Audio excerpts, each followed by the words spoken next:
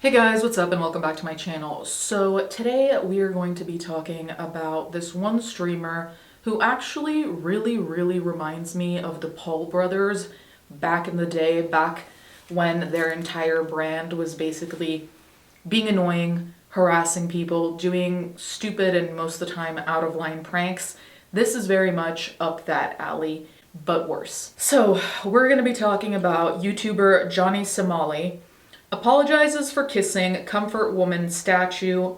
Viewers question sincerity. So we're going to talk about what the comfort woman statue is and why this is a big deal, and then I'll show you clips of why people doubt this man's sincerity. So, Johnny Somali, a 24-year-old American YouTuber who stirred controversy in Korea by kissing a girl statue symbolizing Korean victims of wartime sexual slavery, has apologized. Listen, I don't think that when you go to a country, you automatically know everything. You know how to act. There are certain things that culturally are impolite versus polite. There are a lot of other rules, right? But if you're a streamer and you are going to another country, I think you of all people should probably know what not to do.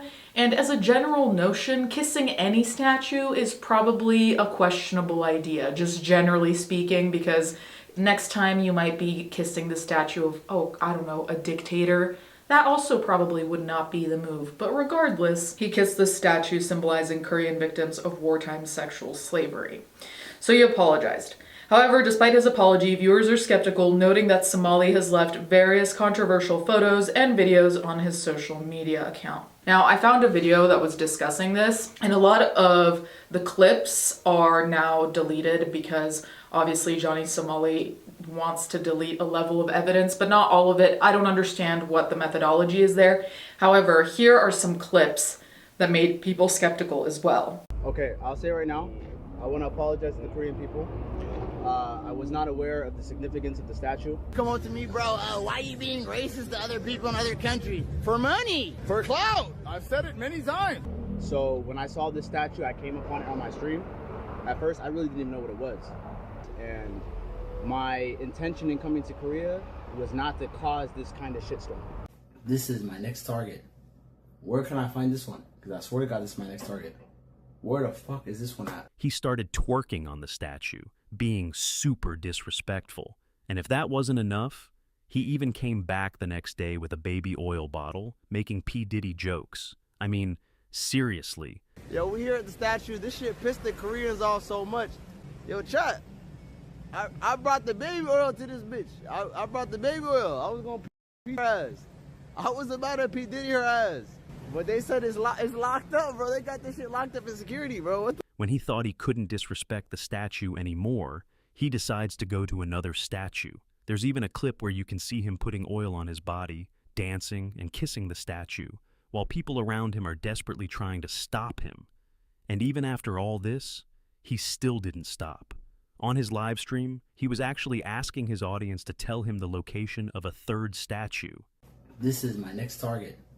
Where can I find this one? So as you'll have seen in the video, he's asking about where other statues that also represent the same concept of victims of wartime sexual slavery, where there are other ones of those. And he also showed up to one of those with baby oil, saying he was gonna Diddy the statue. On Thursday, the YouTube channel J Company posted a video of Somali visiting the girl statue at Changdong History and Culture Park in Dobong District, Seoul, where he apologized to the Korean public. In the video, Somali said, "I want to apologize to Koreans. I didn't understand the significance of the statue."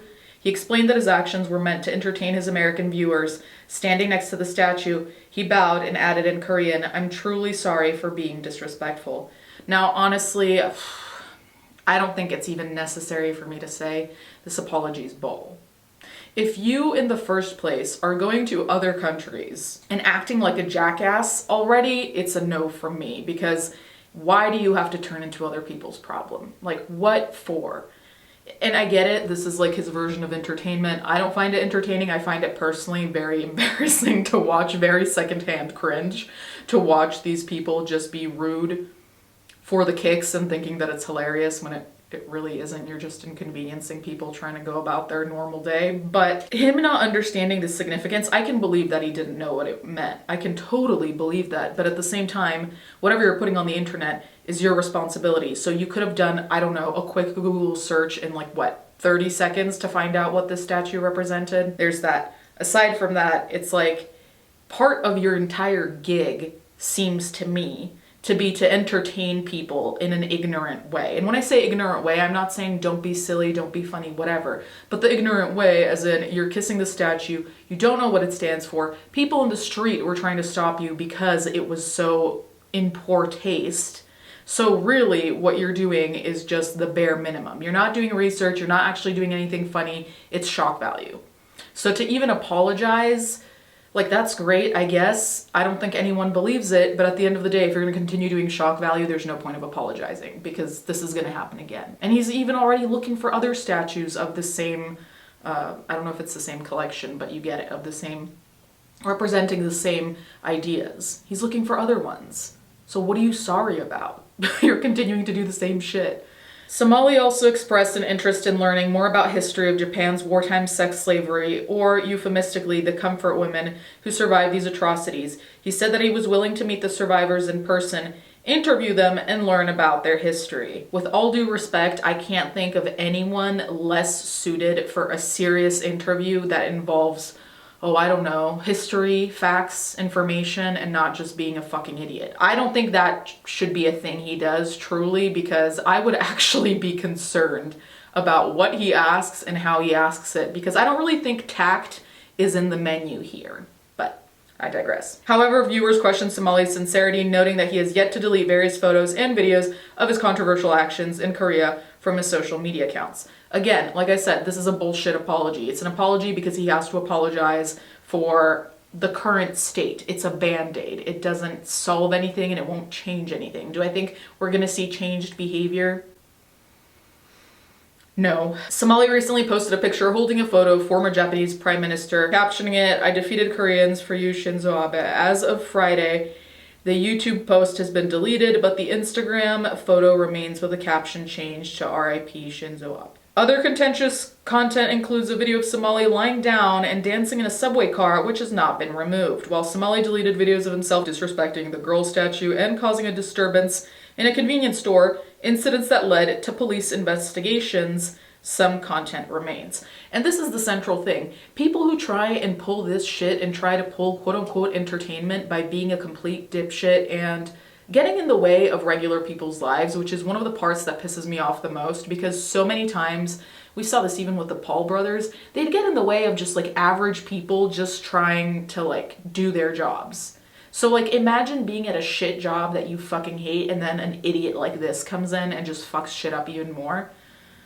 I don't know how people have the patience. I would lose my mind. The Seoul police said on October 31st that Somali was being investigated for obstruction of business due to his behavior in the convenience store, in addition to a police inquiry into alleged assault and drug use. Somali is currently under an exit ban, preventing him from leaving the country.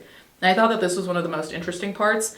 Well, the fact that there are drugs involved, potentially, to me is not surprising at all. In fact, if there were drugs involved, it might make me feel slightly better that, hey, maybe he's not like this, maybe it's the drugs that make him like this. That's a very thin hope. But aside from that, now he can't even leave the country. And that's really where you fucked up, because if you were under investigation to the point where you can't leave the country, I'd be concerned.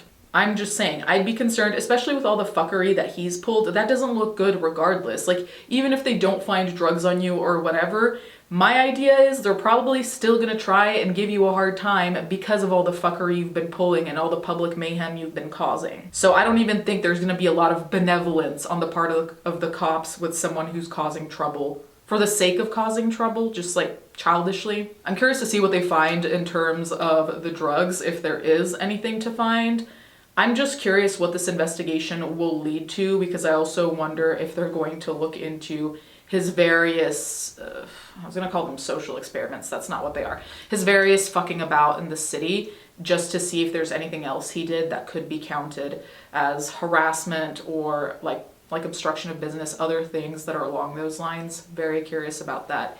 You guys can let me know what you think in the comments down below. I just really hope this isn't going to be a resurgence of this type of stupid content. And granted, I know this type of stupid content never really went away, but for me at least, it felt like it was less on the forefront. Like back when the Paul brothers were really big into doing this stupid shit, I felt like I was always seeing stupid pranks and stuff like that, and it was everywhere. It was difficult to not see because realistically I wasn't looking that shit up. I really hope we're not going to see a resurgence of this becoming popular again, because the mayhem kind of streamer, YouTuber, we've seen it before. It's always the same shit. They always end up getting busted in one way or another, and then they pivot. But until they get busted, they'll keep going because they think they're creating something of value, and I disagree with that. I don't even think it's entertaining, as you guys know, so it just seems to be the least creative thing you could do. Like, what am I gonna do? Oh, I'm gonna cause trouble and just see what happens. Anyway, you guys can let me know what you think in the comments down below. Thank you guys so much for watching. Thank you to my patrons as always, and I'll catch you guys next time.